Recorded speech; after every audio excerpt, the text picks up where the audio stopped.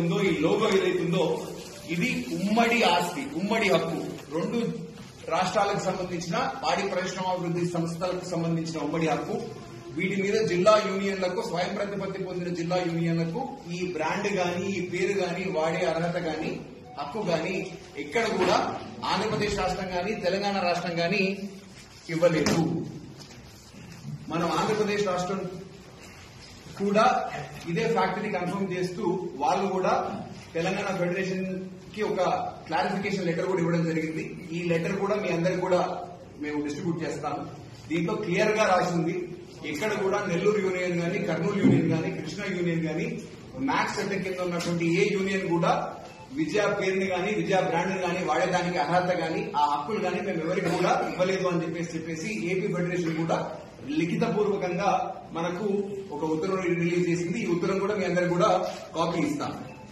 అయినా కూడా సరే గడిచిన 2 సంవత్సరాలుగా వివిధ జిల్లా యూనియన్లు, కర్నూలు యూనియన్ గాని, నెల్లూరు యూనియన్ గాని, కృష్ణా యూనియన్ గాని, మదర్ డైరీ నార్మల్ యూనియన్ గాని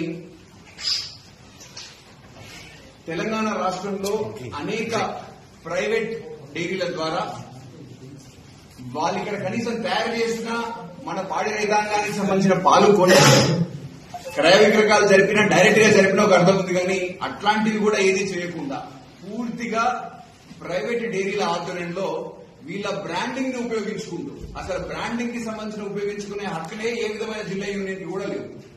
అయినా కూడా సరే పూర్తిగా చట్ట వ్యతిరేకంగా, అక్రమంగా, అనైతికంగా ఇప్పుడు చూడండి, సేమ్ లాఫింగ్ కౌ మేము ఏ విధమైన హక్కులు ఇవ్వకపోయినా లాఫింగ్ కౌ సింబల్ ని వాడుతా ఉన్నారు, విజయ క్రౌన్ లోగోని వాడుతా ఉన్నారు. వెనకాల మీరు ప్యాకెట్ చూసినట్టయితే ఇక్కడ విజయ తెలంగాణ అనేది ఉండదు, ఇది ఉట్టి విజయ అని రాసుకుంటారు. వెనకాల మీరు ప్యాకెట్ ని తిప్పి చూసుకున్నట్టయితే manufactured by Abhaya agro forms, అది ఎవరు ఏంటి అనేది మనకు తెలియదు.